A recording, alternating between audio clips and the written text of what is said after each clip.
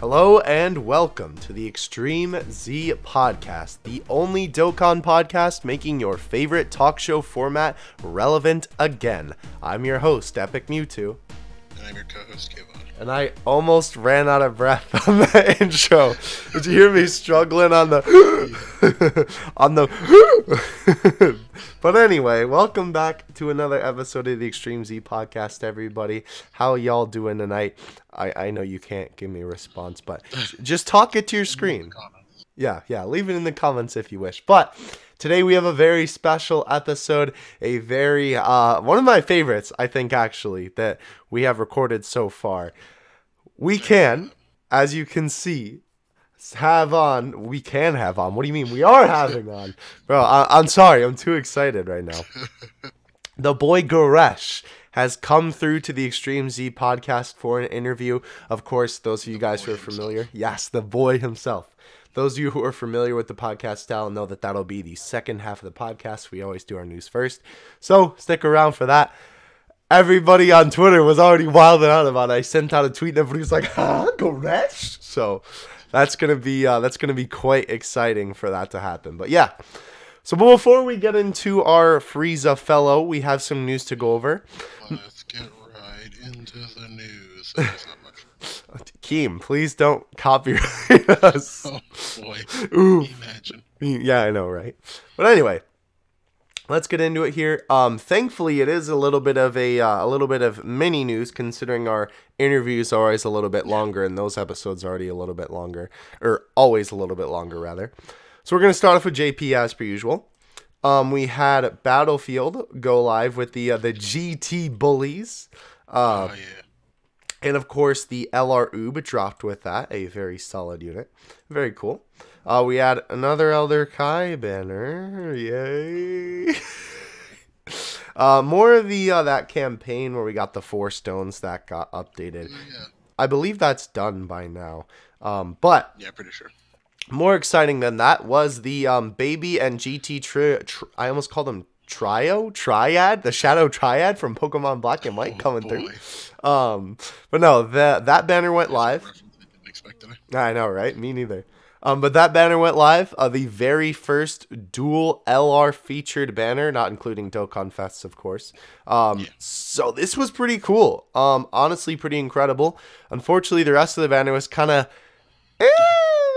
there was some alright cards on it, but for the most part, yeah, it was pretty much trash. But the Trio LR is absolutely fantastic, and Baby's not too bad either. So, very nice that banner went live, and I know a lot of people were seeming to have good luck on that as well. Lots of cool stuff happened after that as well. We got top grossing from that banner, which we got hit with that 30 stone and some orbs. The campaign updated again. They had a giveaway on Twitter for the Super Saiyan 4 figures, the Ichiban Kuji and the Banpresto one, the Super Saiyan 4 Goku and Vegeta. And they, for some reason, put it in the Dokkan news, but okay. I mean, let's be real. If you play Dokkan, you probably want a figure. That's true. By the way, totally unrelated. Those are coming soon, so keep an eye out, boys. But anyway, or coming soon to me, rather. But anyhow, we had the, mini third campaign, something, where the Shadow Dragon story event went live. And then we had a bunch of stones you could obtain from, just missions and login bonuses. And the next part, which was the Easy A for... Whoa, that's the E. Bro, I've never seen that. Yo, I got to show you that later. This piece of art in the news section for this, I actually didn't take a look at that. That's pretty cool. But... the Omega Shinron EZA went live. This was another raid EZA, similar to Jiren's, where, the whole point was you do all 100 stages and you're contributing to, the bigger thing. And, maybe you go further. If you feel crazy enough. If you are so inclined. Don't do it. Yeah, please no. But there are multiple missions that you can do from this. And this is where we obtained the new Ultimate Spirit Bomb Goku. He was the only character that was super effective on the event. Honestly, the card is not bad, though. For what he is, he ain't too shabby. So a great free-to-play EZA. Yeah, he's pretty good. So that's cool. You did get EZA medals for him from this Omega event, by the way. So that was kind of cool. Moving on from that, though. By the way, I sent you the little. If you want to click on that, you can take a Yeah, look at the just picture. did well. Yeah, with the where he's fading out into the light. That's Yeah. pretty cool. But yeah, so the story event for the Shadow Dragons was pretty neat. Unfortunately, it was not really too difficult. I didn't really expect it to be, but it's just a story event. Standard Steven stones. Steven. Shout out to anyone named Steven watching this video. But there were some, standard rewards from that. That was how you unlocked the EZA, though. So that was pretty cool. Nonetheless, though, from that EZA as well, came another thing that we'll tie in later, I suppose. I guess I won't talk about it since it's kind of the JP section, but not really. Kayvon will talk about his section, but something related to global happened with that EZA, so we'll tease that for a little bit later. The Int banner went live. My most cursed multi-summon of all time. Don't you mean the best multi-summon? No. No. Yes. It was so bad, bro. It was so bad. But yeah. More missions from all of the 4th year shenanigans going on. The campaign came to a close. The Twitter had more SNS stuff. And then something that I actually really wanted to talk about. Or the Twitter had more SNS stuff. I mean, the SNS campaign continued is what I meant to say. Yeah. But I'm sorry. I'm literally this hype for this Goresh episode to go up. But anyway. This was something I actually really wanted to talk about. So, another ban wave came out on JP. And this ban wave had a lot of people worried. Funny enough, I'm going to read my boy Goresh's tweets here. So, he translated the notice of this ban wave. And it was the same as last time, except for 3 additional add-ons, which were selling of accounts, transferring of accounts to another party, and unfair means of purchasing in-game items. Now, this caused a lot of alarm for players because obviously people were like, oh, does this mean that anyone who has used stone shops is, up a creek? What does this exactly mean? A lot of people were, yeah, almost ripped truth. Luckily, he survived. So did I. But a lot of people were kind of worried about this, that their accounts were in danger from this. Of course, this ban wave will eventually come to global as well, because, everything that comes to JP comes to global at some point. Be it for better or for worse. Yeah, sometimes. Looking at you, grade 8 bug. yeah. But anyhow, a lot of people were quite worried about this. But here's the thing with this. These ban waves are always very cryptic, right? If you think about it this way, right? You literally have transferring of accounts to another party on here. So does that mean that me transferring my account from my phone to play it on my computer and back again is, means to be banned simply because I want convenience, right? No. I mean, technically, I don't think, isn't it breaking TOS if you play on an emulator? Yeah. That too. So, Don't tell Bandai. Yeah, right? Even that's technically a reason to be banned, right? So there's so much, literally then, of course, selling of accounts too. That could mean that they just ban the whole, Dokkan marketplace, Reddit, right? So it's always very, interesting to see how these bans end up going through. To be honest with you, after this happened, I literally heard of no one who got banned. So I assume that people got banned for this, but no one that I know of personally got banned. I didn't see anybody on Twitter, talking about that their account got banned. Yeah. It if seems. You got banned, comment in the description. Yes, please, or in the the comment section, please do. In the description, wow. Yeah, edit the video and put it in the description. Exactly. But no, yeah, definitely let us know because I'm curious. And I don't know, does this mean that they're targeting, because they almost made it seem like they were targeting accounts who are purchasing stones, but I have no idea. I really don't know. I got nothing either. Yeah, I wish we knew more about this because every time they do this, ban wave, everyone gets really scared and then nothing ever comes of it. So I don't know. I really don't know. We'll have to see as time progresses, what they do more with these. Yeah. Obviously, with these bans, they, target more so as well people who, they catch cheating in world tournaments and like, using mods can easily get you banned. The language translation mod. Funny enough, I just saw on Twitter that got an update, but I know that was the cause for ban. Yeah. A while ago, and not because of like that they're translating the language. It's because it's changing files server side and not local side of the game. What's called it triggers some red flags. That's why. Right. So that got some people banned. Yeah. So I don't know. This ban wave is really weird. They're always really weird when they do this. And I mean, this opens up a whole nother discussion that could literally be a whole nother, podcast topic of like, is buying from stone shops like a bad thing, or I wasn't going to say a good thing because Bandai's still making money off of it in the end of the day, but obviously they want you to buy from the official shop, and it could be a whole nother discussion on its own. New podcast discussion, but yeah, maybe I actually do want to talk about that one time, so we'll save it for the future.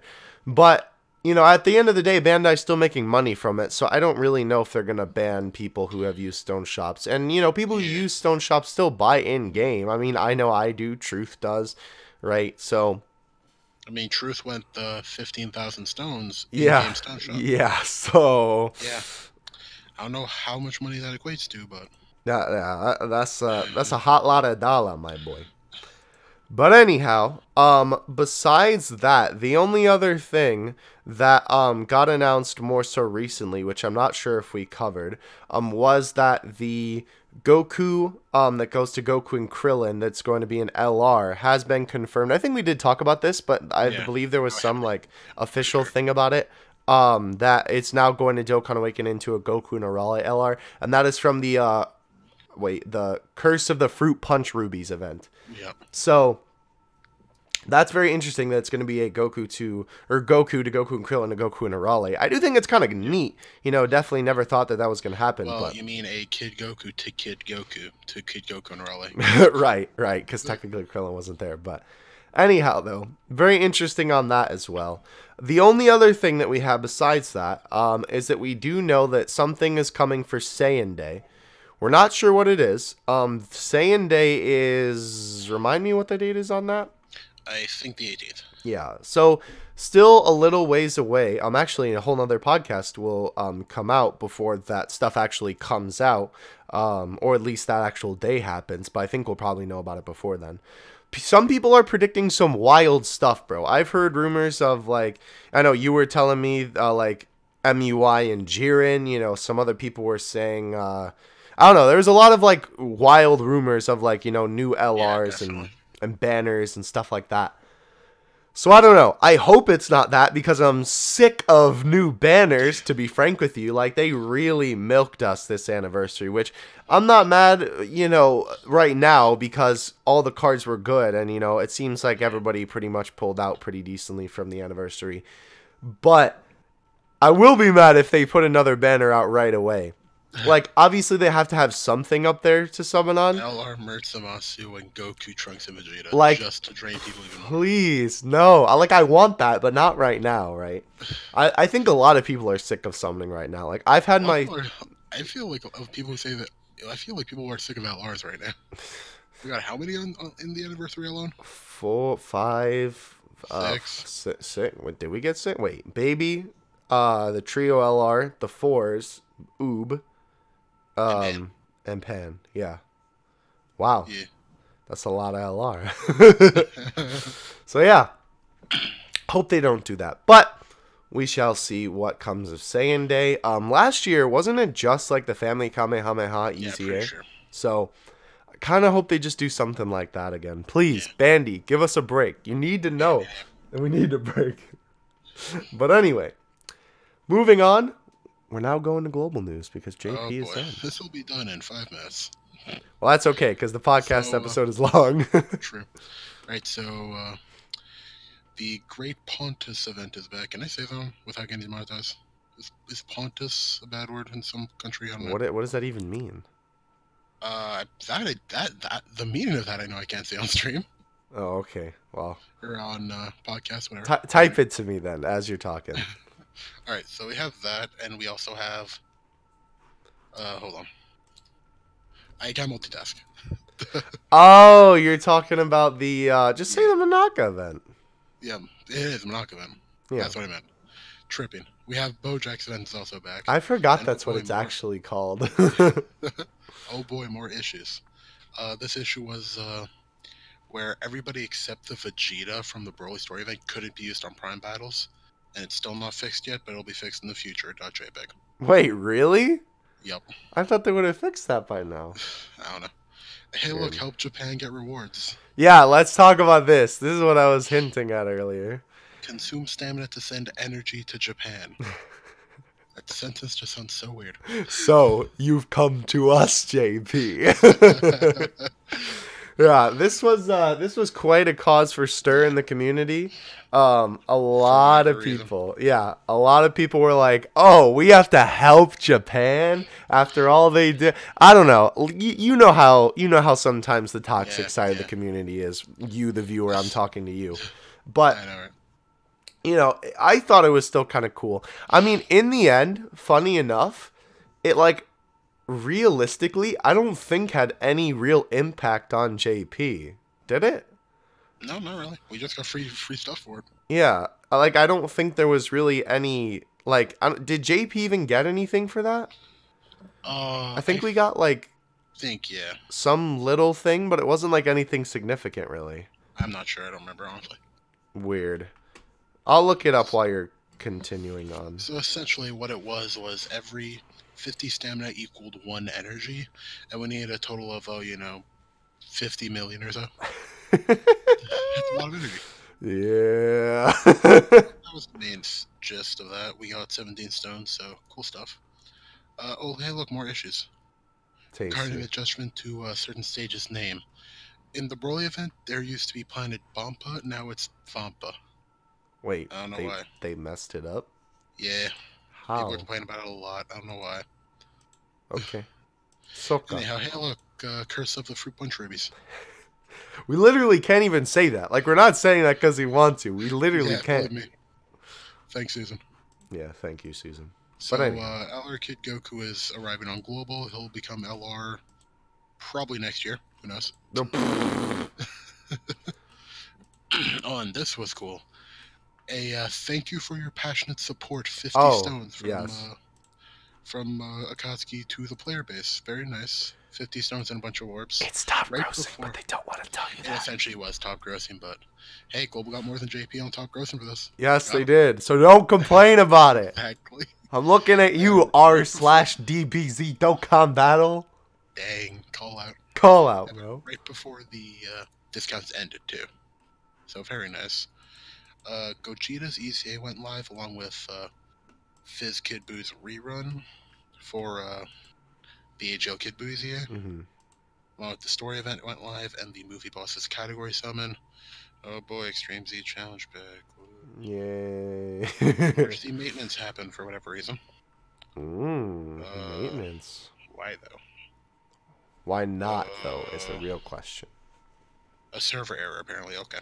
Yeah. Anywho, this was interesting. So, Fizz Champa's Dokkan Awakening was not on the Dragon Ball Seekers category. And it got fixed because he's still seeking the Dragon Balls, obviously. So that, and 1 stone to everyone who has the Champa awakened. Interesting. Thanks, Dokkan. And the last piece of news is a server maintenance announcement for the 6th, so 4 days from now. Or that 3 days technically, tomorrow. Isn't that probably for... Yes, it is probably for the version update. Yeah. And before that, we'll also get, because it's in the files, but no news yet, we'll get LR Vegeta and the Peppy Gauss Awakenings with Int Brienne to the Fizz Gigi. Nice. So nice stuff there. So that's pretty much all the global news. You said it was 40 million for the stamina, yeah? Around 50 million, I think. Okay. I think...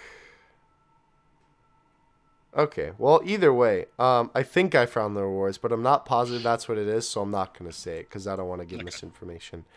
But Anywho. I know it was. It's not like, here's the thing, right? It sounds like it's a slow news week considering we only had 20 minutes of news and half of that was like discussion anyway about certain Yeah. things.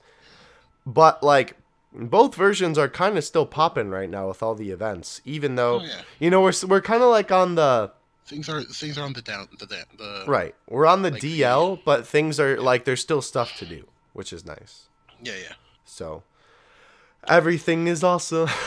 Oh no, I can't even sing. I forgot about that. My bad. No. Sorry. Lego movie. Not Hasbro. Hasbro doesn't make Legos. But please. Half my videos at this point, or even just like half the podcast episodes are just like, please don't demonetize us. Susan, please. Please. But someone who won't demonetize us is Papa Goresh. Like that transition there? He is going to be our interview guest for this episode, like we talked about earlier in the episode. Guys, this is one you're going to want to watch all the way through, and I'm not just saying that to increase watch time. I'm saying that because this was like a blast. No, I'm being serious. It was a great episode. It was really interesting learning a lot more about Goresh. We learned some stuff that we never would have known about him otherwise. So... Yep. It was pretty cool, honestly, getting to interview him especially.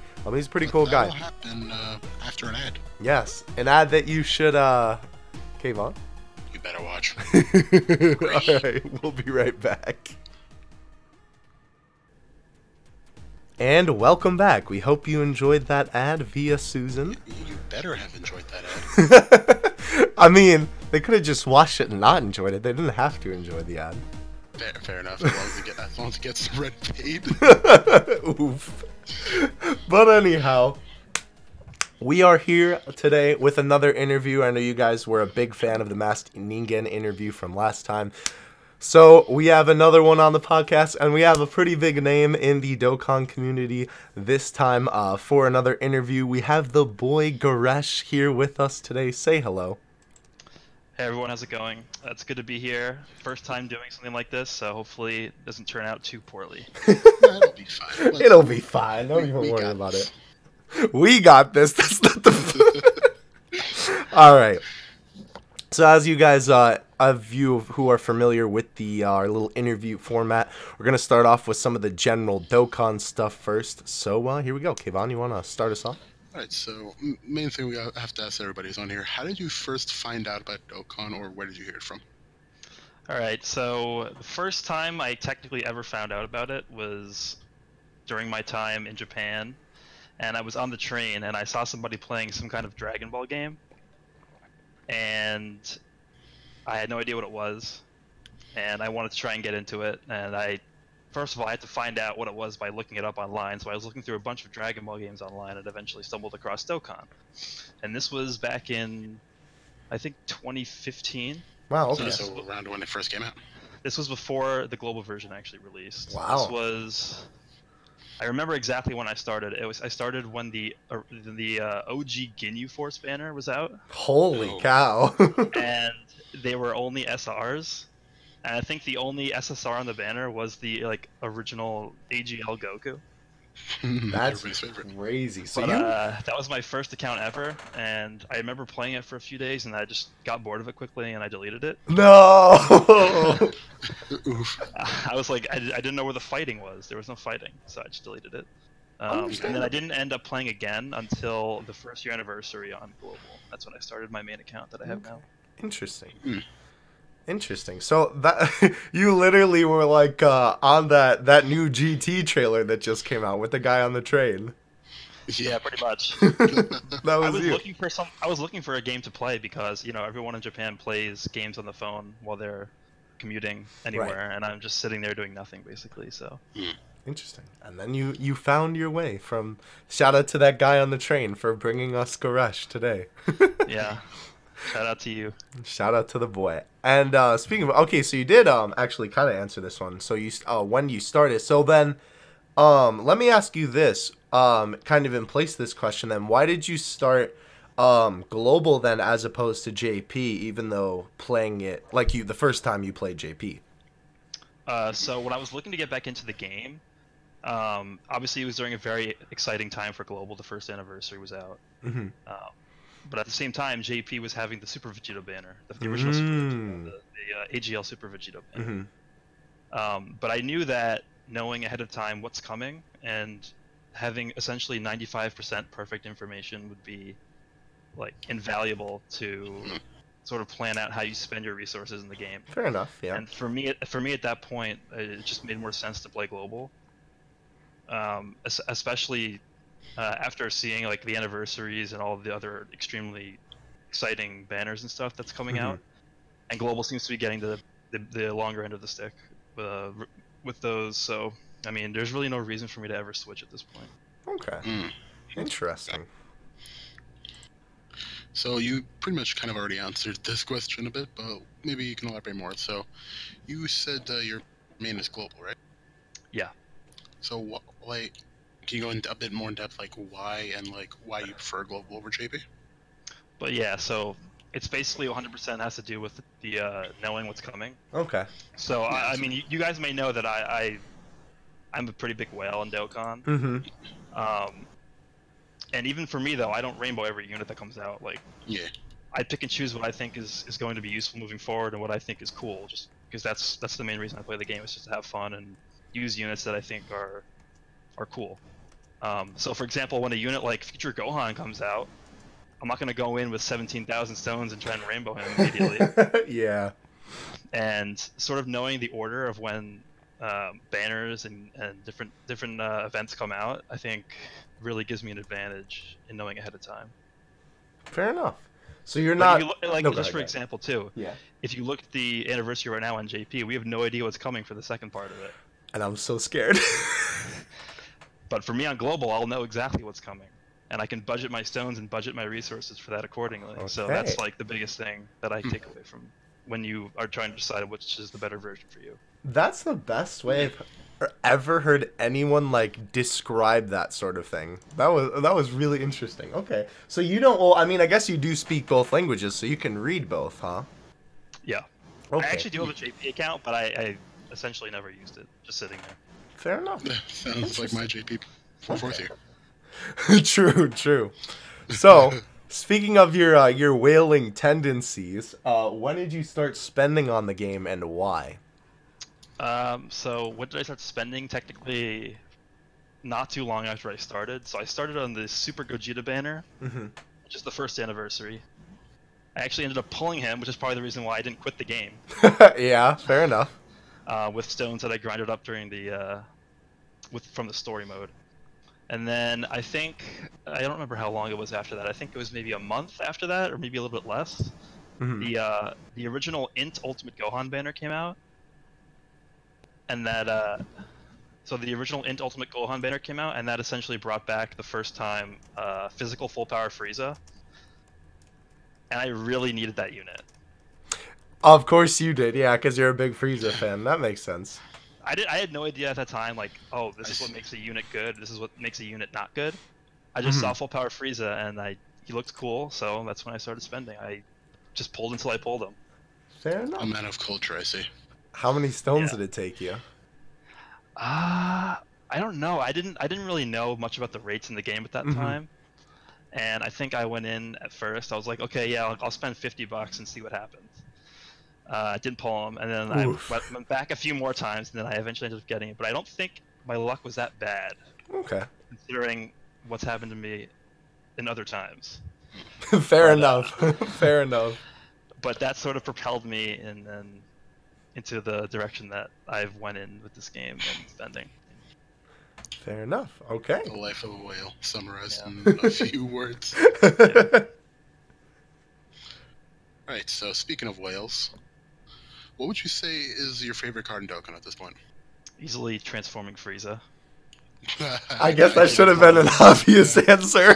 Should have been pretty obvious, yeah. Ever since I started playing, I've always wanted to have a unit like that, you go through all the forms of the character.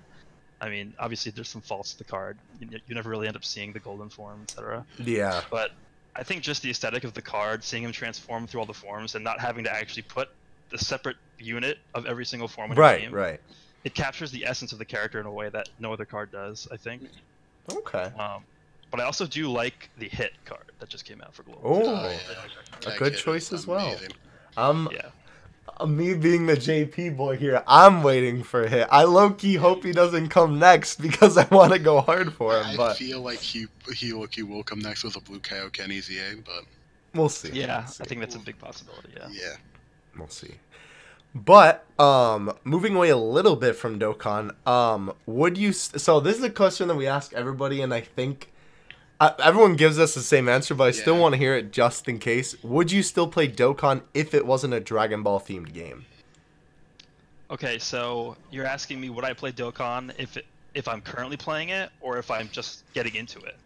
Because if I was just getting into it, the only reason why I started playing was because it was Dragon Ball oriented. Okay. But if I was playing this game already, and all of a sudden it just became affiliated with another franchise, I think I still would be playing it because I understand how fun it is, and I've invested so much into my account I can that see what you mean, yeah. Okay. it wouldn't really make sense to. I still enjoy playing the game, even though Right. it wouldn't be Dragon Ball related because I know how it works. But I wouldn't have gotten to the game originally in the first place if it wasn't Dragon Ball related. Right. Fair enough. Okay. Yeah. That's pretty much usually the answer we always get is no, you would not. If it was originally, yeah. Yeah. Yeah, that's fair. I mean, I wouldn't have originally even thought of playing the game if it wasn't Right. Dragon Ball. I related. do like that answer. Yeah, I've I never like heard that anyone say different that. take. It's just the appeal that sort of attracts everybody into the game. Is it's Dragon Ball. It's Right, Like it, yeah. You know. And we stay for the bubble popping. Yeah. The best part. And the amazing rates. Oh yeah. Well, I mean, look, compared to Buchigiri, they kind of are, but you know, Yeah. We don't talk about. we don't talk about that. Yeah. Yeah. All right, Theo, you take this next question because I want to. Okay, yeah, that's fine. So you did talk a little bit. I remember before we were starting recording that you don't watch too many Dokkan YouTubers, but out of the ones you do watch, who is your favorite and why? And it doesn't have to be me. Don't feel obligated to say me. I'm off the hook then, I guess. There's a few Japanese YouTubers that I really like watching, Okay. and I do like watching everyone that I'm currently subscribed to. Okay. But when I first started watching any Dokkan YouTubers, this was the guy that I sort of like go to first out of all the subs that when I open my YouTube page for the day. Mm-hmm. I don't know. His name is Mello. Mellow. The full name is Kaburio Mero. But Interesting. he's a very big whale. He plays Dokkan, he plays Legends, he plays Buchigiri, and he plays Cross Keepers. Oh, is that the guy you were talking to me about? Yeah, Yeah. he's Oh, boy. basically a giant whale in all the Dragon Ball gacha games. And I know he's very entertaining. He knows a lot about the game. He talks throughout the entire video. There's like no periods where there's like awkward silences or stoppages or anything like that. Just very knowledgeable. But I do enjoy watching a lot of other YouTubers. Like I mentioned earlier, I watch D3, I watch Rhymestyle, I watch Nanogenics, The Truth. In terms of Western YouTubers, there's also a lot of other Japanese YouTubers that I watch that I know take the game very seriously, spend a lot of money in the game, and they essentially make YouTube their job. Interesting. But they're all very fun to watch. Okay. Is that guy Mello? Is he the one I'm thinking of who I don't know how to describe him to you. He's like he quit for a little bit a couple No, years ago. you're thinking of Gucci. Okay. All right. Really? That's his name, Gucci? Yeah. I love how you know exactly who I was thinking about. I know, yeah. I still watch him. He goes very hard. Yeah. I think he just ended up spending over 7,000 stones on the Super Saiyan 4 banners. Oh my gosh. I think because he quit from when the original Super Saiyan 3 LR banner came out, and I think he just picked the game back up when the Tanabata banner came around for JP. So basically an 8-month break from the game. Interesting. We don't know how much Theo loves to talk about that. We don't talk about that banner. That banner treated me like it wasn't a celebration. I love 3% rates. I didn't spend a single stone on that banner. Good on you for it. But anyway. All right, so this is a question I just thought of before the podcast. So we all know that you're very active on the Dokkan Reddit. How do you feel about like the state of it, like how positive or negative it can be at times? I mean, I think the state of the Reddit, or sort of the conditions of people's mentality on the Reddit sort of reflect the game and what's going on in the game. Mhm. So I mean, if you look at the state of the game right now, people are kind of disappointed with the anniversary overall. Mm-hmm. There's this whole thing going on with the top grossing rewards. I get asked at least 8,700 times a boy. day for getting more Yeah. rewards. But if you go and scroll through like all the posts on the Reddit, and anybody even remotely mentions rewards or anything to do with that, there's people on one side of the argument, someone on the other side of the argument, and Yeah. it just sort of gets hectic from there. So I mean, Yeah. during times like these, it can really go either way. But I think during times in the game where people are enjoying playing the game and there's stuff to do, there's new events coming out, I think it's generally more positive. So it's just sort of a reflection of the game's status at that time. Okay. All right. So, kind of unrelated, Dokkan, but sort of related. Do you play any other gacha games? Oh, I play Legends way more than I play Dokkan right now. Really? Oh, really? Yeah. And that's just because I love Dokkan, I love Legends, I love both games pretty much equally at this point, but at this point in my account's lifespan in Dokkan, there's not really much for me left to do in the game, Right. Yeah. Right. except for wait for more stuff to come out. And whale, yeah. I mean, the big thing I'm waiting for is 4 times rank XP to come back. Mm-hmm. Yeah. Because Really saying it's a great story. I'm ranked 917, and I'm just waiting to get to maxed out on my level. Excuse me, did you say 917? Yeah. Oh. So I'm just sitting there basically waiting for rank XP to come back so I can just be done with it. Yeah, we gotta step our game up. I know. I can hear the smile on your face too, Goresh, as you said. You're like, "Yeah, boy." That's crazy. And Wow. I have every unit farm from every story event. I have every single summonable card in the game except for one. Who is the Cool. one So- you don't have? It's Jackie Chun from the. Oh my gosh. You're kidding me. So there's no way for me to even like buy stones for him. That's just depressing. Yeah, I mean, I love the game, and I love what they're doing recently with the with new implementations like the coins, the SSR Oh, yeah. per multi-sum and stuff like that. It's been going in a very positive direction, in my opinion. But I mean, for veterans of the game like me, who spend a lot in the game and who know the ins and outs of the game, I feel like there's just not enough to do right now. And so Yeah. that's why I've sort of gravitated more towards Legends, because with Okay. PvP, you don't really need to implement new events to the game when you could just continuously play PvP with new teams, Yeah. etc.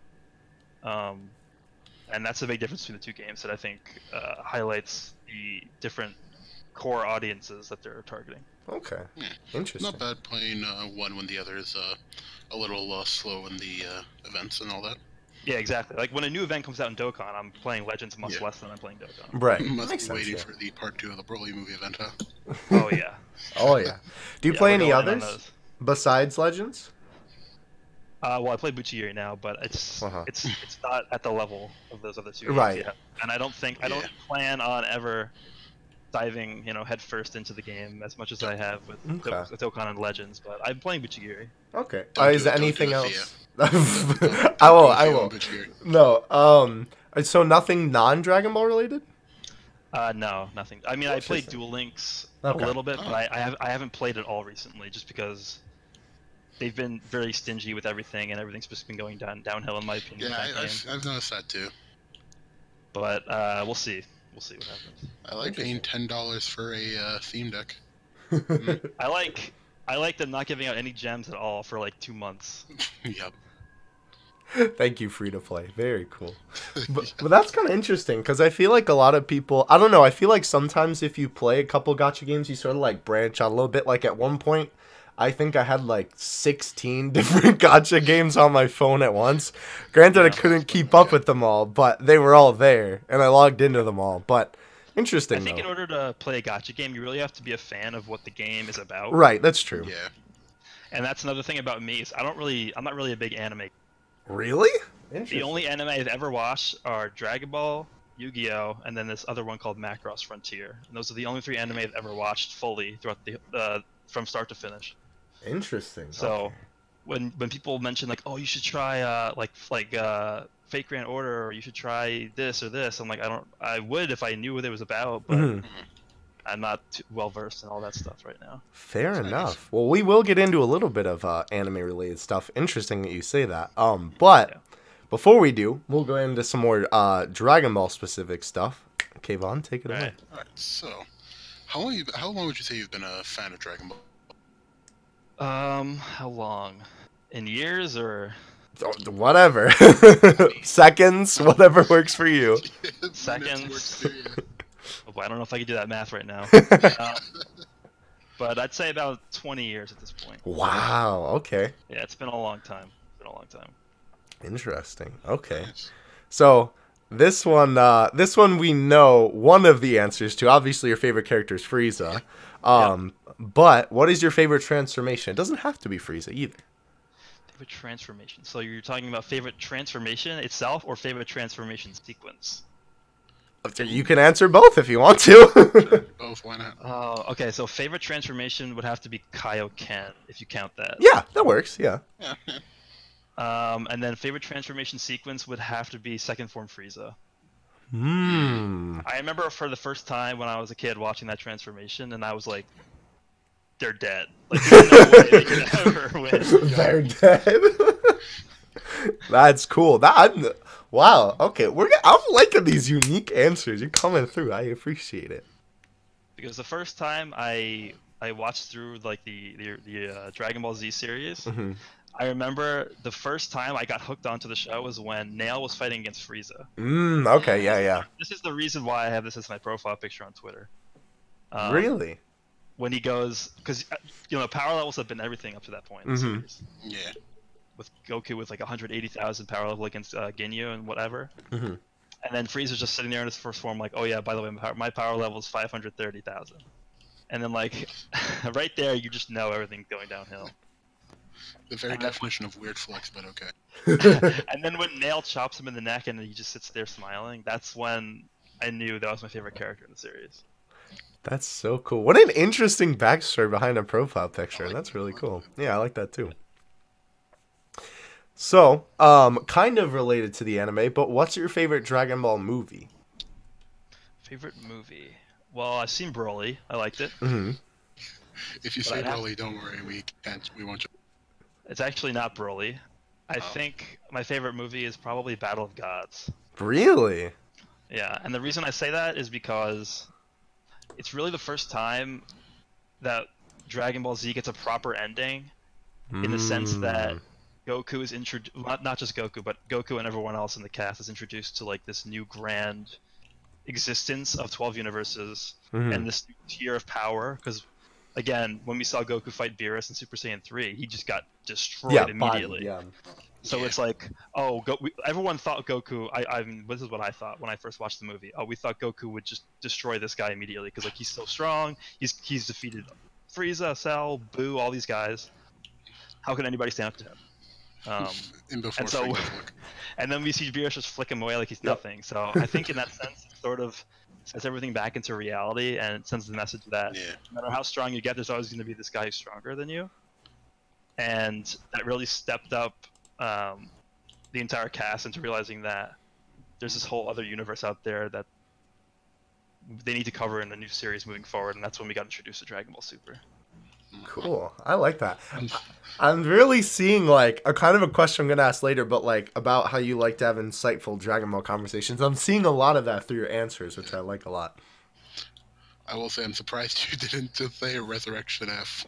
Resurrection F? I did like Resurrection F, but it just didn't have the same feeling for me as Battle of Gods. And also another reason why Battle of Gods was so great to me is because it was the first time in X number of years we got a Dragon Ball movie. Yeah, that's true. Everyone thought the series was done until then. Yeah. And look where we are now. Speaking on Dragon Ball. It's like the rejuvenation of the series. Yeah, really. Yeah. So, have you played any Dragon Ball games? Would you say you have a favorite? Besides Dokkan, of course. Other than Dokkan and Legends, probably Heroes. Really? Okay, well, that was probably what I go. Kind of should have expected that, I guess, but yeah, we should have. I'm a big Heroes guy. I have a lot of cards. I've been playing for a few years, so I sort of know the ins and outs of the game. I mean, I have a guide out. You guys have seen the guide. Go check it out. Link in the description. Yes, we definitely will. Yeah, I mean, I just like the strategy of the game. I'm more of a fan of games that involve strategy rather than just brute force and pressing buttons like a maniac. Okay. But yeah, that's just me. I know people who love fighters, who love Xenoverse 2, and I've played both those games and I like them, but it's just not my preference. Right. I got you. Okay. Fair enough. Fair enough. So. You'll enjoy the Hero Switch game when that comes out, right? Yeah, I'll definitely buy that. I'll probably pick that up for Steam. Okay. I'm probably gonna get it for. Well, maybe I'll get it for both. We'll see. I definitely hope it does come with crossplay between the versions. That would be nice. It definitely should. There's no reason why it wouldn't. Yeah, it should for sure. But it's Nintendo, so we never know. Yeah, exactly. Yeah, that the grand pin in there, Nintendo. I mean, considering Switch is getting Xbox Live. Yeah, maybe. We live in a crazy world right now. I have no idea what's going on, honestly. None of us do. Oh yeah, no. Sakurai. Anyway, moving on from Nintendo. So kind of maybe know the answer, but what is your favorite Dragon Ball series, OG, Z, Super, GT? Favorite series would probably be Z, and then followed by original Dragon Ball, and then Super, and then GT. Of course, GT is always left. GT is not even in the same plane of existence as the other two. You have to include it just for the culture, But Yep. There's Z, original, Super, and then there's 17 indents, and then there's 17 indents. We'll add that into the script for next time. Yep. Yeah. At least you got Super Saiyan 4s out of GT. But I really like original Dragon Ball. I think it's very underrated nowadays, especially for people who are new to Dragon Ball overall. They usually just start with Z and then watch through Super, and that's where they stop. But my second favorite villain of all time is Demon King Piccolo. Okay. I love Demon King Piccolo. I think he single-handedly made Dragon Ball my second favorite series. If it wasn't for him, I think I'd have Super over Dragon Ball. Unpopular opinion, but I really like Demon King Piccolo. His whole story and backstory it's very traditional, and it makes sense to me, especially someone coming from somebody who knows a lot about Japanese culture and stuff like that. Okay. Cool. I could agree with it. So yeah. Alright, go ahead. Go for it. Alright, so you said you watched Broly movies, so how do you, after seeing that, how do you feel in general, the series is going from here? Sorry, can you repeat that? How do you, what do you think of the direction Dragon Ball, the franchise, and Dragon Ball Super, the series, is going? Well, I hope it comes back, first of all. I mean, I'm pretty sure that's been confirmed, so. Has it? I think so? Sure, yeah. I'm not sure. I think so. There was a whole debacle with them selling yeah. or whatever, and then they just deconfirmed it or whatever. Bro, I'm just gonna assume that they are bringing it back because it's pretty obvious that they will. I mean, they have to. Let's be real. Yeah. But I'm really liking this whole manga arc with Moro. I think it's pretty cool. Okay. He's bringing a new angle to the series, in my opinion. It's sort of like if Babidi didn't suck. Sort of like if Babidi was the main villain of an arc, and he actually knew how to use magic better. You said from the manga, right? Yeah, from the Dragon Ball Super manga. This new character called Moro, who's the wizard. But I feel like that could potentially spin off into the continuation of the series, them using the same arc. I can see that. But I think that building off the hype of the movie, the Broly movie, is going to be very important for the franchise moving forward. Yeah. Especially since they definitely picked up a lot of new fans along the way with the movie. So I think that this could be an opportunity for them to sort of change the overall feel of the series, because I know a lot of people were not satisfied with Super as it began airing. With the first retelling of Battle of Gods and the retelling of Thankfully, I'm pretty sure they won't do this with the Broly movie, since they mentioned that the movie is basically canon.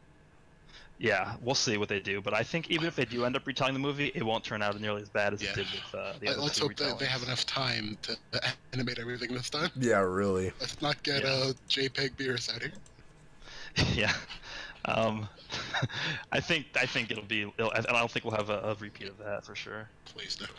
I surely hope not. I remember. The reason I skipped the first 2 arcs. Yeah, really. I remember watching that as it was coming out, with my buddy, and we were just so disappointed that they were retelling the movies. We're like, why can't they just get to the new stuff? But anyway. Yeah. So, This was something you sort of talked about a little bit earlier, but what is your favorite anime? And it doesn't have to be Dragon Ball, but I know you said you didn't watch too much. Here, but, Yeah, true. It's definitely Dragon Ball. It's not even close. Okay. Yeah, I What mean, my after second favorite would be Yu-Gi-Oh, but I mean the original Yu-Gi-Oh. Right, yeah, OG. I know I that, figured.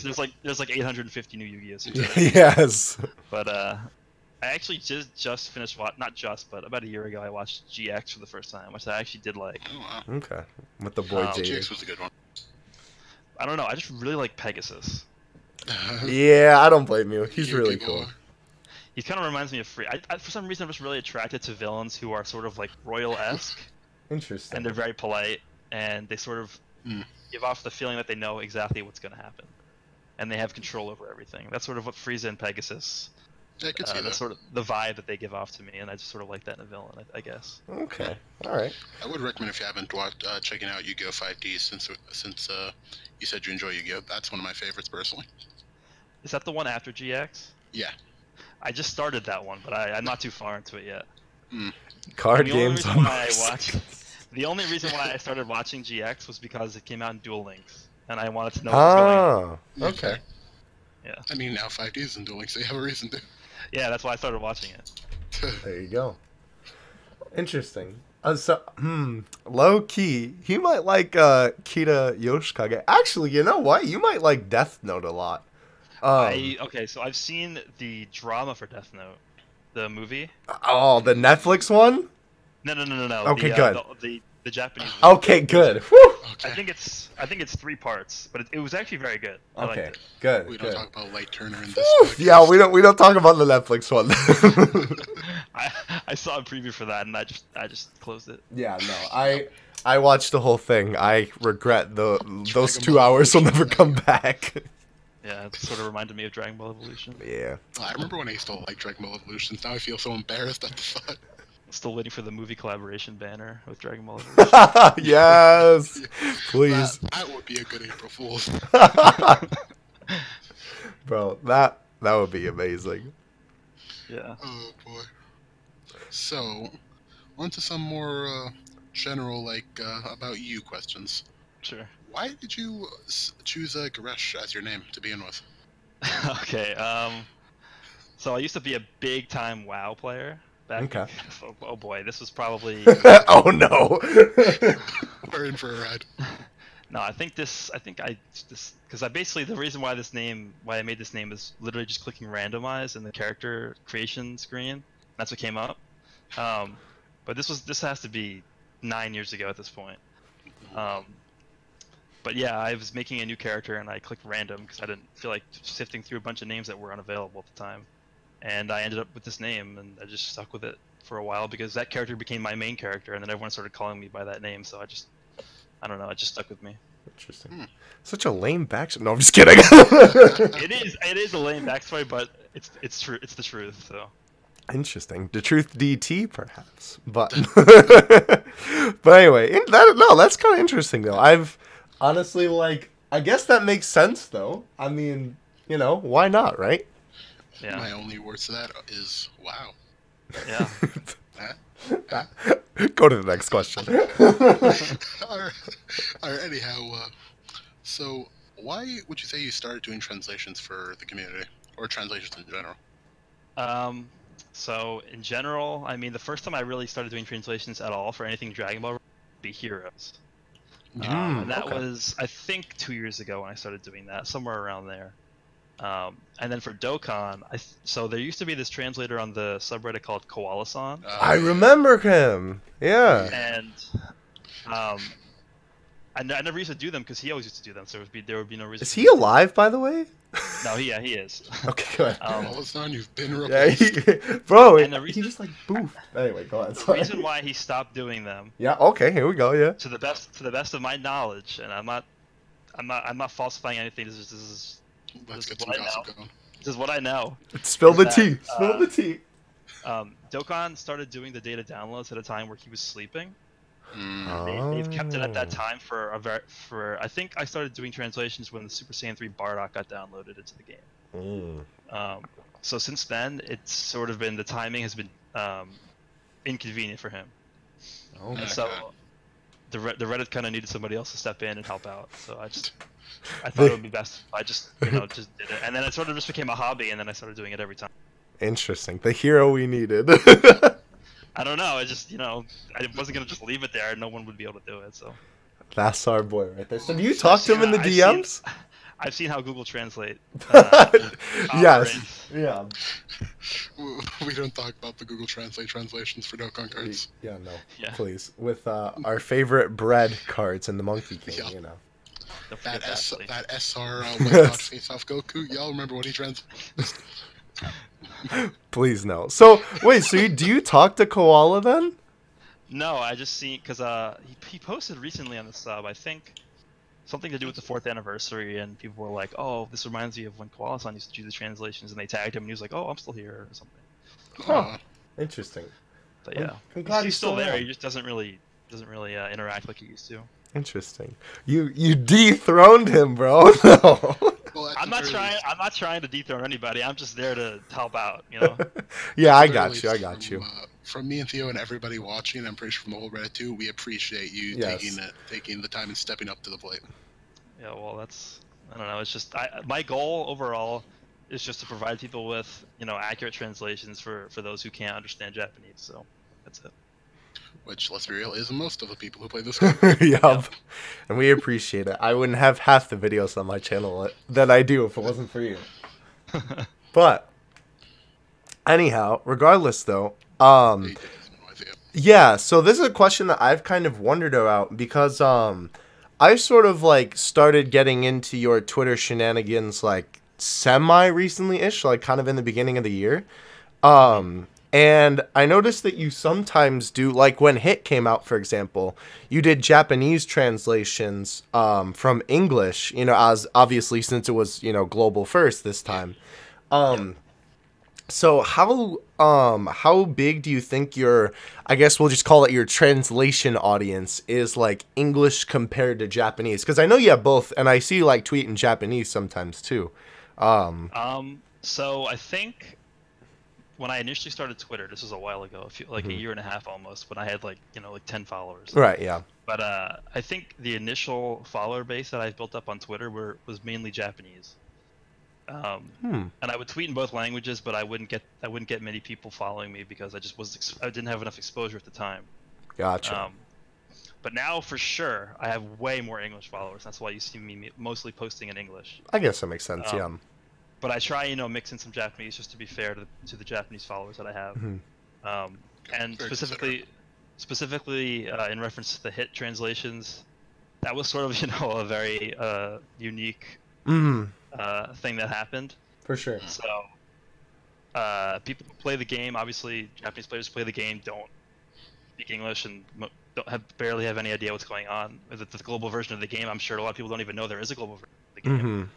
Yeah. So, I mean, to them, I just wanted to let them know, hey, this card is on the global version of the game, and it could be coming to the JP version soon. So just watch out for it. Wow, that's like actually really interesting to think about. That like we know about both, but JP players maybe don't. That's kind of weird. I feel like if anything, JP players do know about global because you've always obviously had the crossover stuff. I guess. But I feel like if anything, they aren't as like in tune with like what happens on global because, like, from a perspective, you're playing the JP version who's already ahead. You wouldn't really need to know what happened on global. Yeah, exactly. With the canon set. If you, I don't know where I've seen this comment a lot, and it's probably when someone from the Western fan base posts like a fight like from the anime on YouTube, because a lot of Japanese, like almost no Japanese people who post like scenes from the anime on YouTube, and people. Japanese people would go there and be like, "Wow, I didn't realize Dragon Ball was so popular in like America or this country." So I mean, I wouldn't say they're kind of oblivious to the fact that it's a worldwide phenomenon at this point. Right. Maybe just a bit of tunnel vision. Yeah. Interesting. Okay. So let's see. What else do we have here? All right. So I had to look at my notes here. What else do we have on the list? Gotta get the cue cards ready.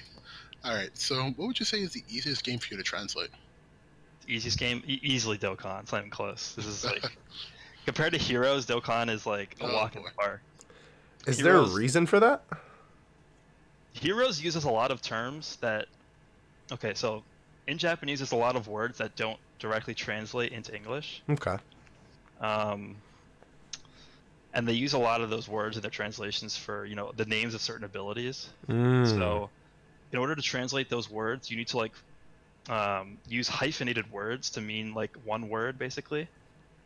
So, there's a word I'll give you an example. There was a word that I was trying to find out what it meant in English from Japanese, and it was like one word in Japanese that meant like a caring woman that's a older sister figure. That's like what the word meant. I see. And it was referring to Caulifla, one of her abilities. Okay. And I was trying to figure out how the hell I would translate that to English. Fair enough, yeah. I can see that being a problem.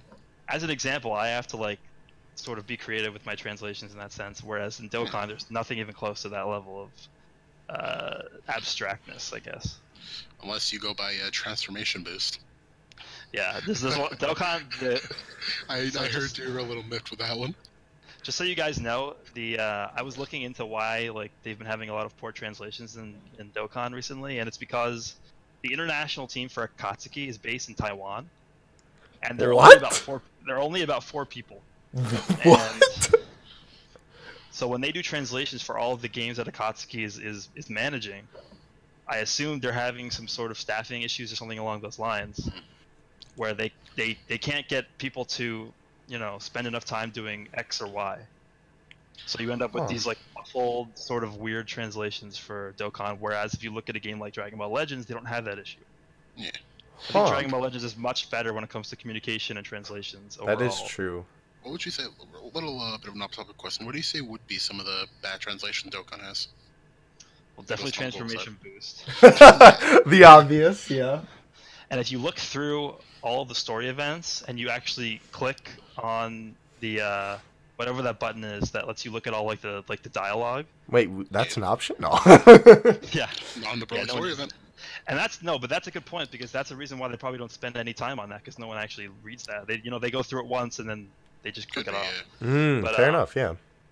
If you go through those, there's a lot of events that have very awkward sentence structures and very weird. They use very awkward words at some points. It's just very weird. It just, to me, from someone who knows both languages, if you look at them side by side, it just seems that they don't really take the time that's necessary to accurately translate it from one language to the other. I don't know. That's how it seems to me. I can understand that. So you trying to get a job translating for them? Not really. I don't want to go to Taiwan. Fair enough, yeah. Be our Bandai spy. We were talking about that. We have to mention this real quick. We were in a voice call when you were tweeting about that, and I was telling him about it, and I was like, "Yo, low key, if you got hired by them, you could be the real Bandai spy and leak information out." Obviously, we'd do that, but the only reason why I was looking through that site to begin with is because you guys might know Gaming with Talon. Mm-hmm. Yeah. He'd mentioned that he was looking for a job, and then I was looking on their site for him to see if they had any openings. And the weird part to me was that they had no openings for translators, even though they clearly have issues there. Huh. So I don't know what's going on there, but to me it just seemed very weird. Interesting. When I'm on Global, I look at some of the event names, and do I have to remind everybody of Kaboom Ultra Instinct? My favorite event. I mean, some of the if you're talking about being grammatically correct and whatnot, it's mostly accurate, but it's just the words that they choose to use are not natural. Like what was it, strongest guy in the galaxy for Go? Yeah. Yeah. Uh-huh. Yeah. Like the Bio Broly one too. Yeah, it's just not natural. I don't know. Interesting. Definitely. At least it makes good memes though. That is very true. That's very true. All right, I'm gonna take the next one because I actually wanted to ask about this one. Because I know you made the next one too. So I know you never really expected to, because we kind of talked about this before a little bit. You never really expected to become a well-known name in the community, but now that you are, how are you sort of enjoying your fame, I guess? I mean, it's not really much different than before when I was a nobody, I guess you could say. I just sort of have been doing translations, and I put out some YouTube videos, but I don't call myself a YouTuber. Mm-hmm. Just as a hobby. It's just for fun. Right. I don't really feel any obligation. Yeah. Yeah. I don't really feel any obligation to continue doing what I'm doing. I just do it because I feel like people deserve to have, accurate translations of certain things. And I don't just do translations either. I provide my insight into certain things. Like, I know yesterday I was having a discussion with people on Twitter about Super Saiyan 4s and what they bring to the game in terms of usability, in reference to like the current status of the game and how they could potentially be better than the LR Gogeta and Vegeta from last year's anniversary. Yeah. So I was having that discussion, and I don't know, I like interacting with the community because I love this community, and I don't know, I just feel like it's just a hobby of mine. I don't have any like direct obligation to continue doing this because I started it and I have to keep doing it or something like that. Fair enough. Very wholesome. Very wholesome. Yeah, I like that. So let's see. All right. So yeah, this is my question. So, how long would you say you browsed Reddit or had like an account on Reddit for, like not just Dokkan Sub, like in general? So I think I originally made my Reddit account for the Dokkan Sub. Really? Okay. Because before that, I would only use Reddit very sporadically for other games. Okay. But I would never have any need to comment around anything because I would just lurk basically. So I think I've had my account probably for around the same amount of time I've been playing the game, is what I would guess. But I have a Reddit window open on my computer at work basically all day, and it just sort of refresh every 30 minutes or so and just scroll through and see if anything's interesting to me. Interesting. Wait, so like way back, like originally when you started playing, or like global when you started playing? Global. Yeah. Okay, yeah, makes sense, I guess. I don't even think there was a Reddit when I started playing on my first account. I guess that makes sense, yeah. Yeah, the game would be pretty new at that point, so.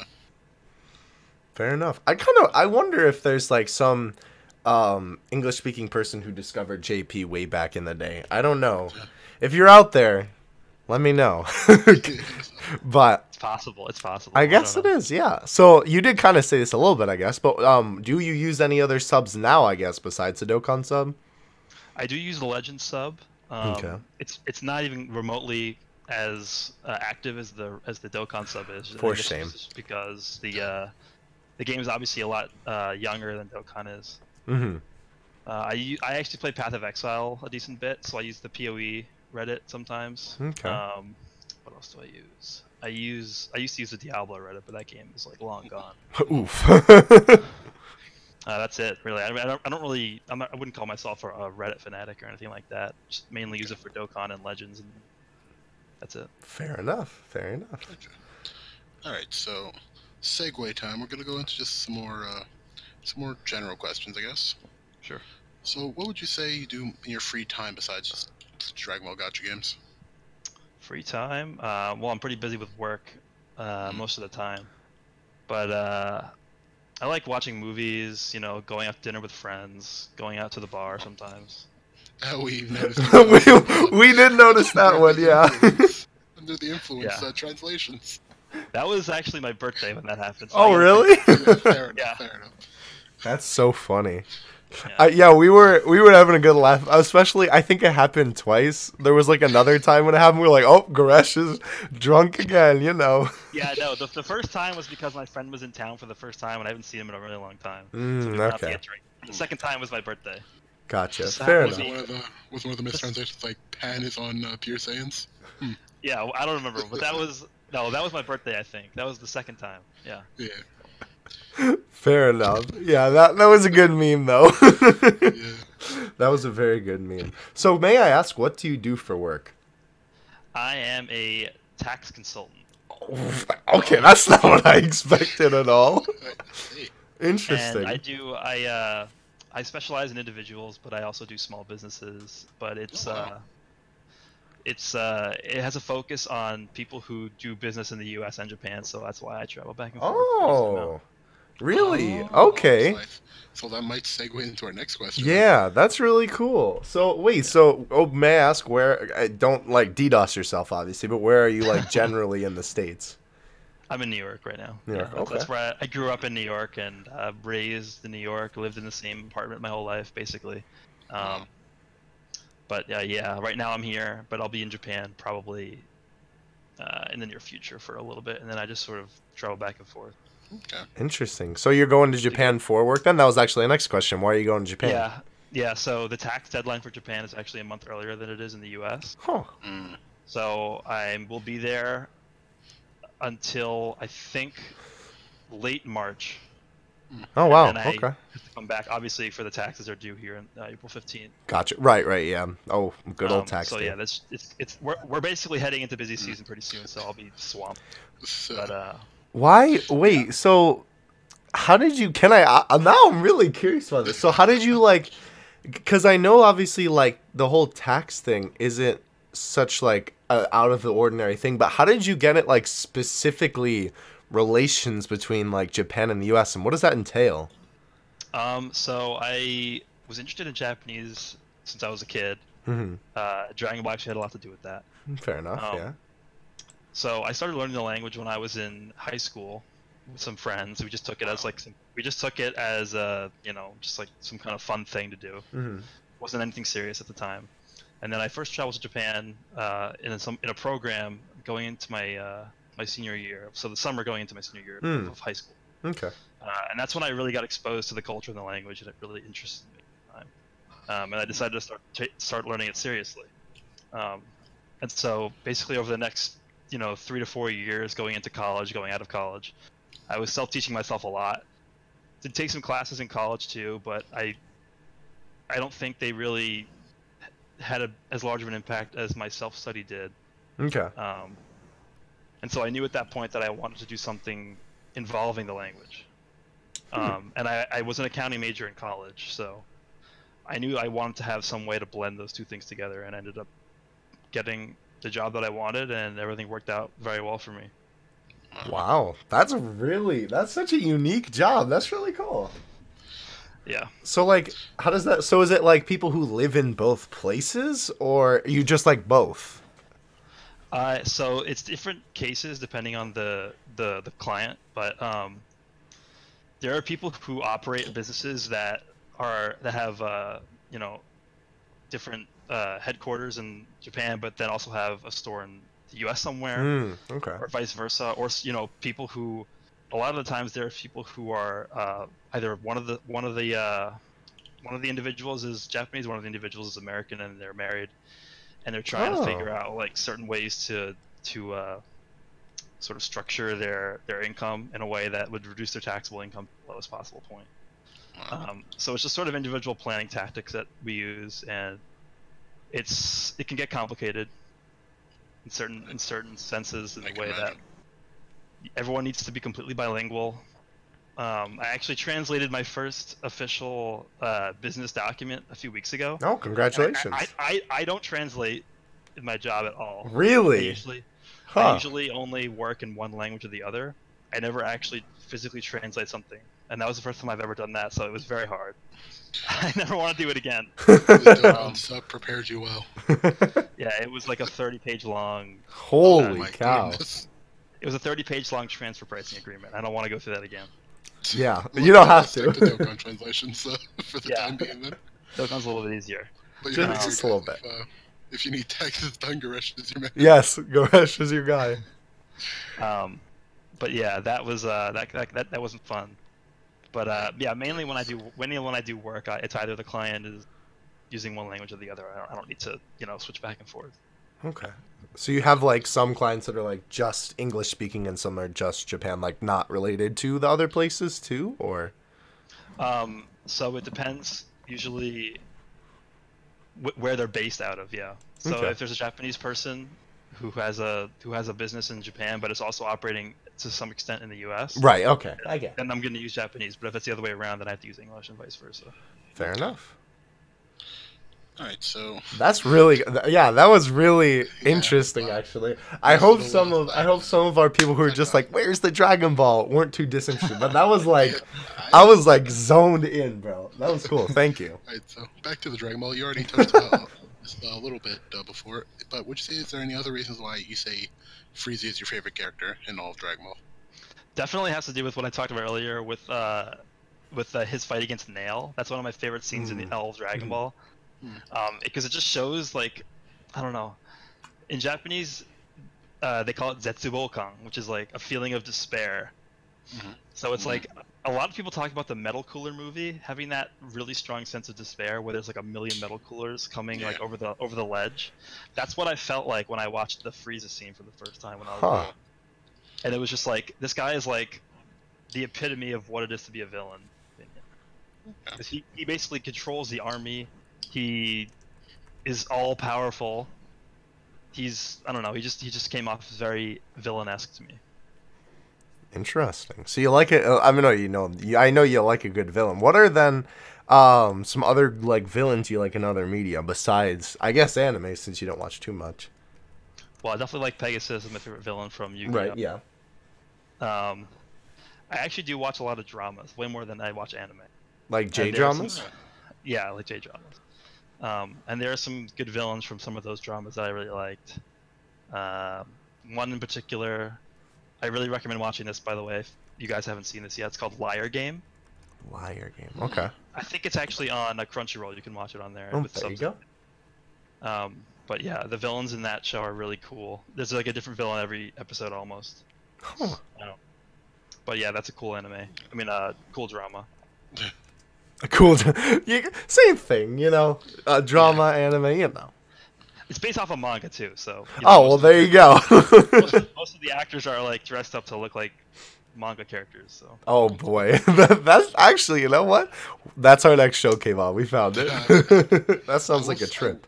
I do want to say one thing before we move on to the next question. I want to add a little on to the question we just go ahead. had, since you already answered most of it. How do you feel about Frieza coming back in Super when he did? Yeah, so I was kind of mixed about that. Oh, really? Are you talking about the Tournament of Power or the Resurrection F? Tournament of Power. So I really like episode 95 was one of my favorite episodes, which that was the episode where he starts killing all those assassins. So good. I was like falling over when I watched that episode. As a fellow Frieza fan, I can feel that. But I think the controversial part to me was the teaming up with Goku to defeat Jiren part. I thought it was cool and I liked it, but there was also the other side of the coin that was, this doesn't feel like the Frieza I know. Right. Yeah, I can understand that. Yeah, I understand that he did it because if he didn't do it, they would lose and he would get wiped out. But on the other hand, would he ever end up doing this to just help him out anyway? And I don't think so. Yeah, he definitely. A lot of people, like from what I've heard, think like, oh, this is Frieza's turning point, and I'm always on the kind of opinion that Frieza's not going to change. And he didn't in the Broly movie. Oh, yeah. He did not. Yeah, I'm happy they kept it like that. Yeah, me too. He was still like, yep, you guys suck. Yeah. Like, if anything, the most will have that little soft spot, just like, I won't destroy you guys yet. Like, I think they're going to have to end up giving him some sort of another power-up, because look at how far ahead Goku and Vegeta are now. That's true. Especially with Gogeta now. Even just Kaioken Blue Goku and Evolution Blue Vegeta are way more powerful than Golden Frieza is. Yeah. So I mean, if they want to keep him as a factor at all, then they're gonna have to do something about that. Ooh, that would be nice to see a new Frieza form. Platinum Frieza. Yeah, I don't know if they're gonna do another form or not, but they're gonna have to make him stronger somehow. You know, he trained another 4 months and got stronger. I don't know. Maybe. Just make cooler cannon. Yeah. Kaioken Golden Frieza? I don't know. Ultra Instinct Frieza. Oh, yo, that'd be dope, actually. That'd be kind of sick. All right, well, I'm going to take the next couple because go ahead. These are... Okay, so, first of all... Flex a little bit. Yeah, gotta flex, What do you think? Because I know you sent it and you did like it, but... What do you think about the podcast? And not just necessarily what we've been through recording the last, whatever. But just what do you think of it in general, I guess? I like the idea because, like I said earlier, I don't think I know of another podcast specifically catered towards Dokkan. Okay. It's definitely unique, and I feel like if you can get some more people on as not just interviewers, but, just to talk about a certain topic or whatever, then it would be really cool. Like, for example... I know you have a podcast already talking about Dokkan vs. Legends, but I feel like you could explore that a lot more. Really? Because Okay. That's something that I feel like a lot of people are still torn about, and it's something that will never ever die because they're rivals essentially, the Legends and Dokkan. But I feel like there's a lot more to dive into regarding that topic. That's nice food for thought. Yeah. But yeah, the I'll go podcast. scribble that down real quick. And also the other games too, like Buchigiri and Crosskeepers too, but they're less important. Right. Yeah. But We don't as care a about whole, Gucci right now. as a whole, the podcast I think is a very good idea, and I think Okay. other YouTubers might start to mimic this in some way because it's a very cool idea. I mean, Nano already We can't. Oh my gosh. Okay. There's a joke on my channel. I don't even think Nano knows about this. There's a joke on my channel that Nano stole my content. Because I made a series called Dokkan Meme like a while ago, and it's literally just like looking at Dokkan memes.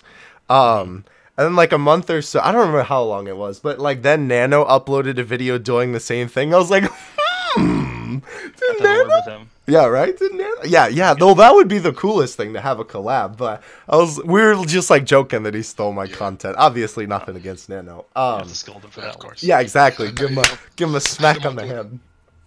But no, it is interesting that you say that to bring people on for different topics, because sort of like our plan is that we have obviously the episodes where it's just like me and Kayvon talking about a topic, but our plan is sort of like the first time we have someone on, it'll be an interview like this, and then the second time we have them on, then we'll bring them on to talk about whatever the topic is for that week. Because, then it's kind of a good way to get people to know them a little bit. And obviously, like the point of the interview part of the podcast is to, know more about the people in the community. Because, in some of these things, like, I would have never, known anything about the tax-related stuff you told me until, you said it. And, like, that's really interesting, I think, just, like, learning more about the people. So then, after that, like, interview step, then we have yet to do it yet since the podcast. This will be episode 10, which is still fairly new for a podcast, but, so then we'll bring people in and have a topic. So that will be coming. Oh yeah, it makes sense as a long-term plan. I think that's a good idea. Thank you. Yeah. I appreciate it. All right, this one I'm gonna go in a little bit, and you might not like it, but because I know you kind of talk about how like you upload to YouTube for a hobby, but I personally think, and maybe this is just me, because despite like only having this channel for a little bit, I've done YouTube since I was in like junior high. We don't talk about those videos, but and I've been in like the YouTube sphere for a while, and I really do think that like if you uploaded more content on your channel, like even just voiceover stuff, like too, I think that people would really watch it because you're already a well-known name, and I think people definitely respect you in your translations. And so, like, I don't know. First of all, I think you could do a really good job on YouTube, but why don't you upload more? I know you just said it's a hobby, but, like, is there more of just a reason, or just because the grind is the grind for YouTube? I feel that if I decided to take it more seriously and upload more, it would sort of eventually turn out to be a chore more so than a hobby. Mm-hmm. And I try to not let it get to that level. And also, other than the fact that I'm extremely busy during busy season for taxes. Yeah, that's obviously going to be a factor. We're talking about 14 hours a day, 7 days a week. Oh my goodness. For a month and a half. But I mean, times right now, like right now though, I'm like completely not doing anything. Which is why I've been really active on social media and stuff like that. But yeah, I just don't feel like. I mean, I do it as a hobby, but I feel like you're definitely right in the sense that I could improve the videos to be much more exciting, etc. I don't know. We'll see how it goes. Okay, Always an option. I'll be keeping an eye on it. I got the notification bell clicked already, so that's good. So I'll be keeping an eye. More quality content coming. Yes, quality content coming down the YouTube pipeline from Goresh.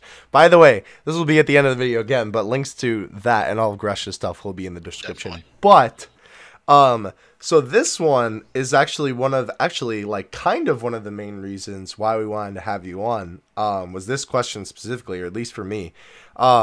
and you talked about it a little bit before, but I know you like to have very insightful Dragon Ball related conversations. We've had some in that like I was like, wow, this is like the best Dragon Ball conversation I've ever had. I know you like to have conversations like that with people in the community. Why do you think that is? I just like to think about things. I wouldn't really call myself like a philosopher or something like that. But, The great mind of Goresh. I just like to think about things and sort of deduce, what's the highest probability of X that could happen or Y that could happen. So you might see that I like to predict certain things like, oh, this could possibly be coming up soon, or this could possibly be coming up soon. And I think that's actually something that the Japanese version of Dokkan Battle has that the global version doesn't, is you don't know what's coming.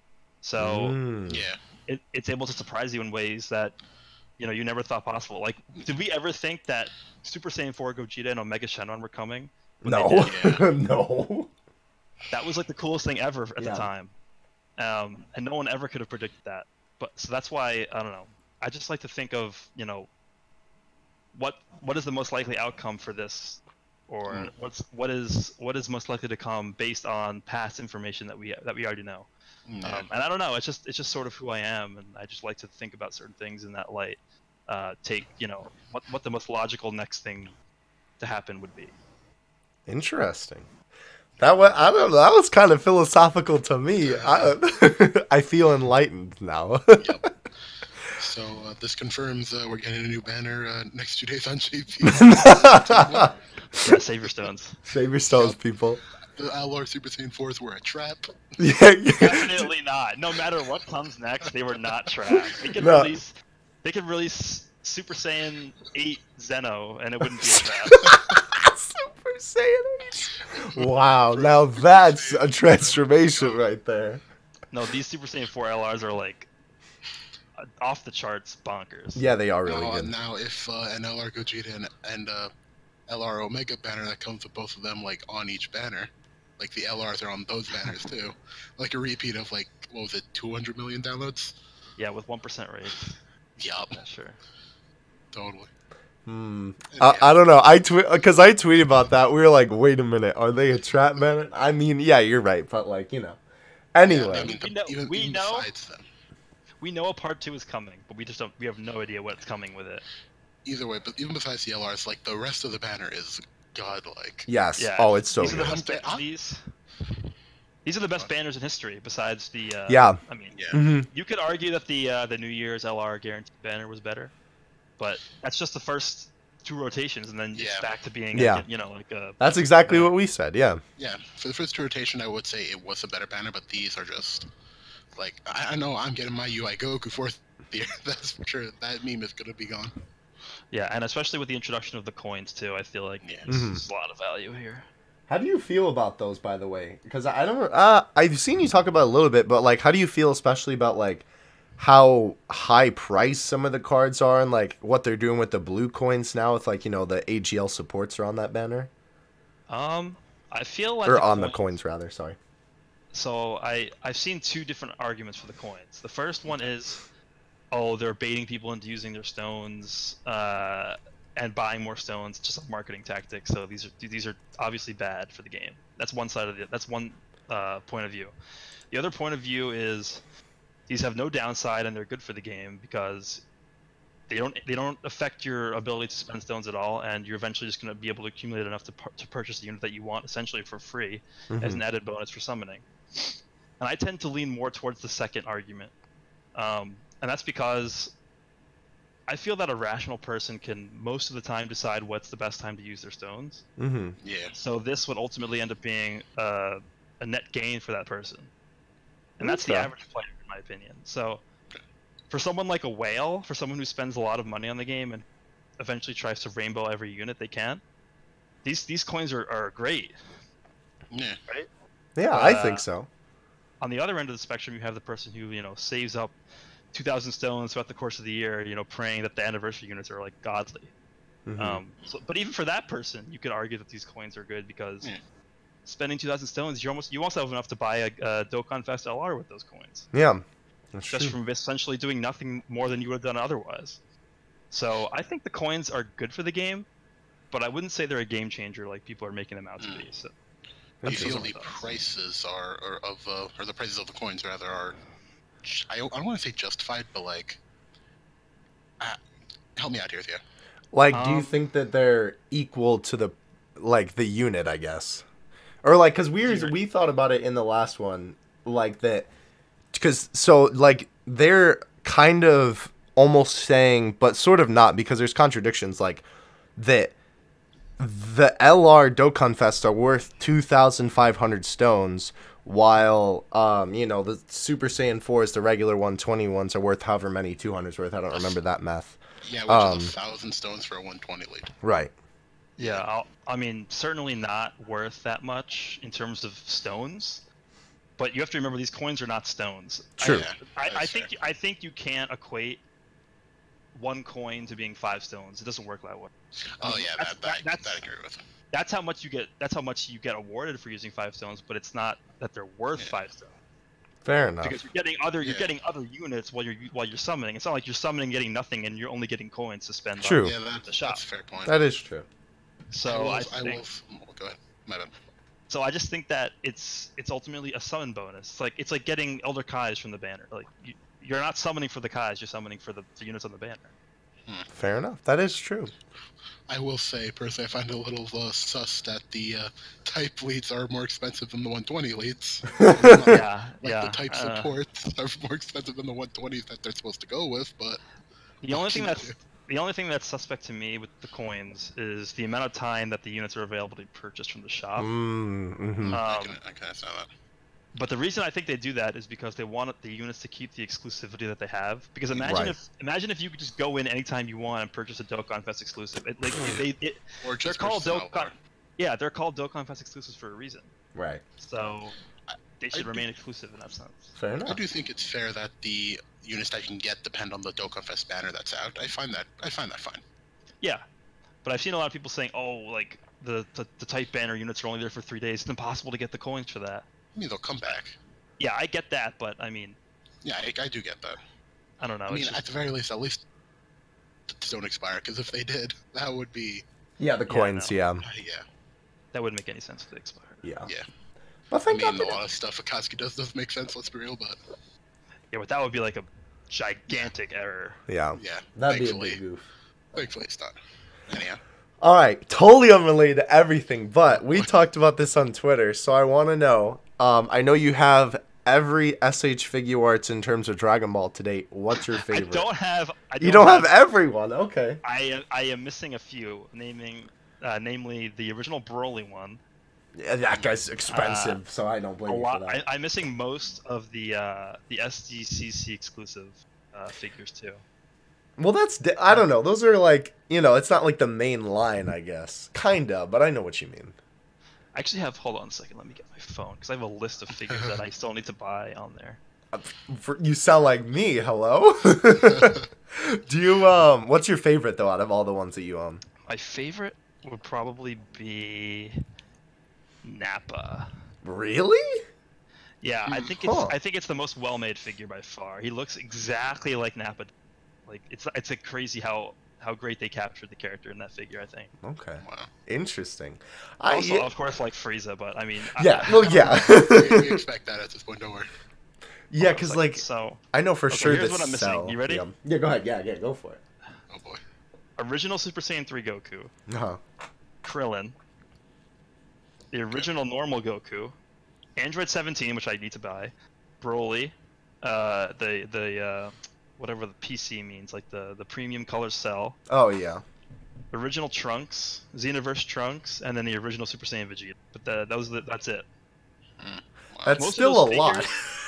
Yeah, most of those figures have had remakes, so I have the remade versions, but there's just something about having the original that is, right.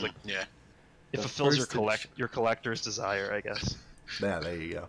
Like some first edition Pokemon card names. Exactly. Yeah, exactly. Yeah.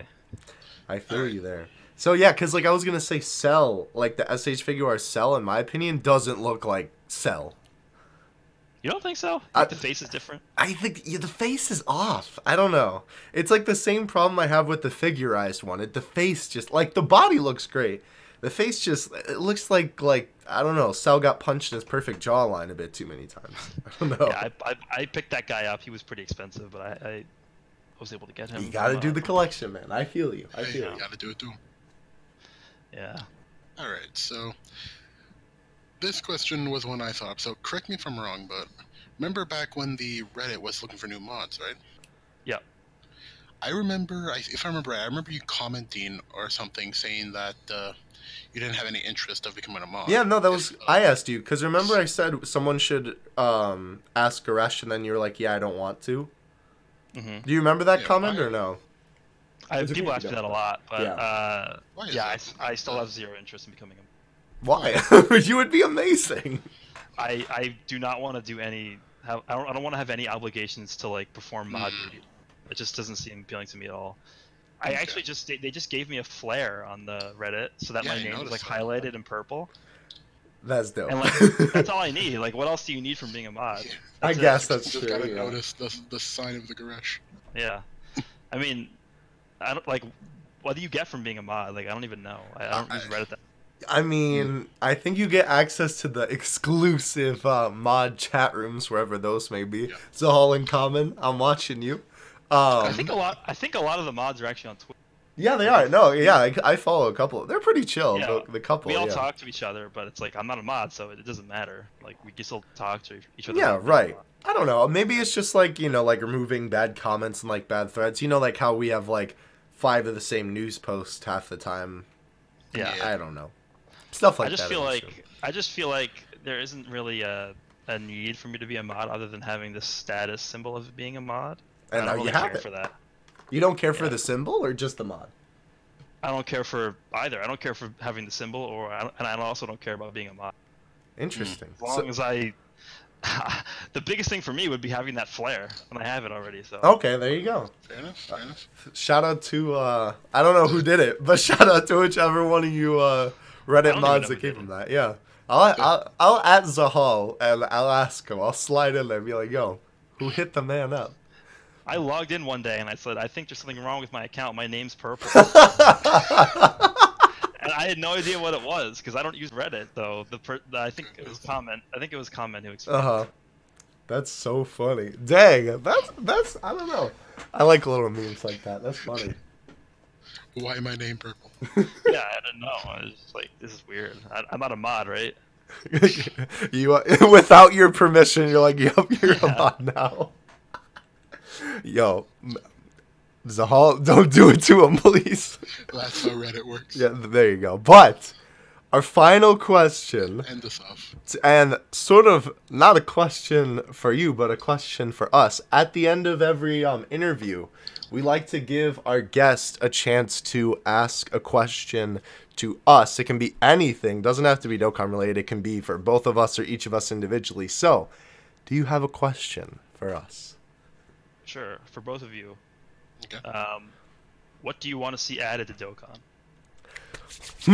K-Long, you go first. Nah, I'll let you take it away. Okay. I'm gonna dweeb out here for a second, and Goresh, you might agree with me on this one. We need a dual Dokkan Fest, Super Saiyan 4 Vegito and Cumber. Please. Okay. That's see that. and then like add, like Super Saiyan 4 Timebreaker full powered Black Star Dragon Ball Broly. Zeno. Zeno, yeah. We need Super Saiyan 4 Gohan on the banner. They could add like a few card. They could add like Cumber's different forms, right? Maybe even make him transform into a great ape. They could add some of like the heroes Trunks and Mai, Golden Cooler, right? Yeah. So- I can see that. But I think they should make it a Dokkan Fest because I think like a unit as big as Super Saiyan 4 Vegito needs something like that. Yeah, I agree with that. Heroes need some Dokkan Fest, especially with it coming to the West now. Dokkan has the opportunity. Definitely, but just a side note to that. So the Super Saiyan 4 Vegito character is not going to be included in the base version of the Heroes game coming out. Dang it. So I think what they'll end up doing is adding him during DLC at a later point. But just because of that, I don't think they would actually be able to include him in the. Dang it. I mean, either way, I think with the exposure of heroes, they could finagle it in a way, like, because I don't know, like definitely as long as they know, like, the character, like where the character could be coming from.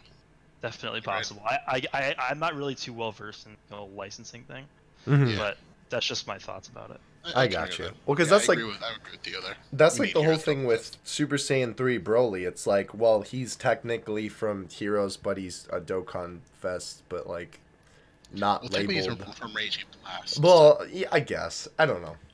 That's their, like, it's kind of like that's their quote unquote excuse by having to, like, be a different, like, Mass Saiyan is tied to Xenoverse instead of, like, Heroes or whatever. That's true. Yeah. Fair enough. Yeah. Even though we low key better in Heroes. Anyway. All right, so personally for me, like, I just feel like I hope Dokkan continues the trend making free to play units like just like godlike for like what they are. That's a good one. And I don't know, like, there's one thing, like a certain card I want in Dokkan just for the meme. A free to play transforming launch. I don't know, just an idea of like a launch card that like just she sneezes and becomes the blonde haired launch. And she could have like a Turles type thing where she's a support and then becomes like a hard hitter. I don't know, Yeah. I just find it funny. She could be the Pepe Gal's 120%. Yes. I like that. I like that idea a lot, actually. I like making my own Dokkan card ideas in my head, so one day maybe that'll become reality. I actually suggested I sent a message to the mods of the Reddit because I've actually gotten to my email. I've gotten a few people sending to me card ideas, just like to get my really? opinion on them. So I actually sent a message to the mods on the Reddit asking if they would be interested in possibly doing a card creation competition. So we'll see how that goes. Ooh. Well, I would join that. That would be cool. I know. I think a lot of people would enjoy that. It would just have like a mega thread up, and then everyone would post Yes. their card ideas. That would be so cool. People could make use of the Dokkan fan battle wiki and just link the stuff to that post or whatever.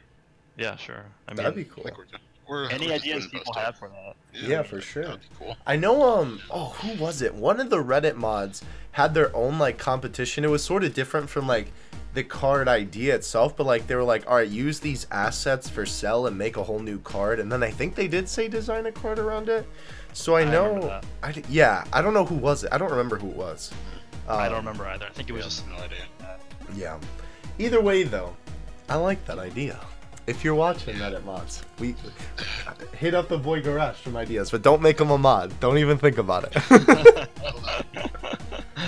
But anyway, Just the hero's champ. yes, literally the hero's champ. Man. Hercule in the flesh.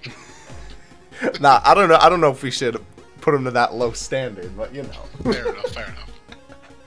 But anyhow, that is going to do it for this episode of the Extreme Z podcast. Thank you, This was a Goresh. good one. Yes, I really enjoyed this one. Thank you for being here. I appreciate it. Thanks for having me. Hopefully, I'll be back soon. Yeah, hopefully, definitely. We'll maybe for that follow-up Legends Dokkan one, we'll hit you up for that one. We'll title it the Resurrection G. I have some ideas for that, so hit me up. Ooh, okay, definitely will. Of course, links to everything Goresh related are in the description below. His Twitter, his YouTube channel, The Hero's Guide, which I definitely recommend checking out because he did great work on it. If he wants to put his tax firm in there too, we'll throw that down there as well. Yep. But anyhow, from all of us here at the Extreme Z podcast, thank you so much for watching, and we'll see you in the next one. Later, guys.